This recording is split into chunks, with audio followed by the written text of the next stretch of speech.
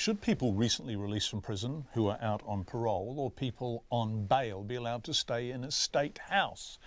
National says no, but the Justice Minister Andrew Little says people on bail and parole are routinely being told they can't stay in state houses, they have to remain in prison, putting even more stress on an already straining system.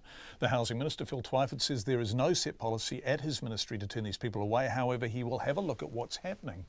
Now, the government has ruled out building a new mega prison, but is still considering what it will do to contain the country's growing prison population. Here's our Deputy Political Editor, Chris Bramwell. While Housing New Zealand doesn't have a formal policy of refusing people on bail or on parole, Andrew Little says it's happening anyway.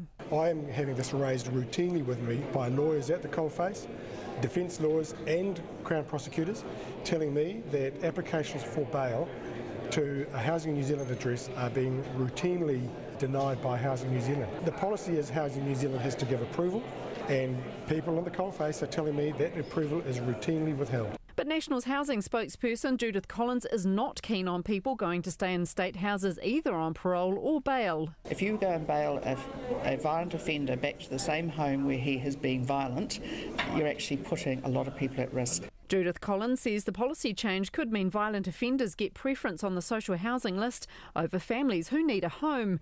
But Andrew Little says that's a typical Judith Collins misunderstanding. This is about people who have family or whānau who are in a Housing New Zealand house that is a suitable place for them to be bailed to for kind of stability, bit of peace. It's safe and secure for them, it's safe and secure for the community.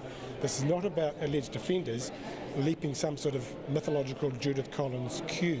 The Housing Minister Phil Twyford says the agency doesn't have a blanket ban on people either on bail or parole, but he says he and Andrew Little are going to have a closer look at what's going on. Whether in fact there may be some practical or unintended issues that get in the way of people who are coming out of prison or on bail getting decent housing. Including staff attitude.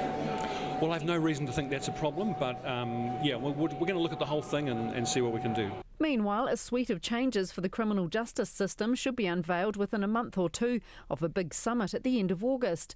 Andrew Little says he's looking at a broad package, including how to safely house some offenders on bail or parole in the community, improve rehabilitation and reduce reoffending rates.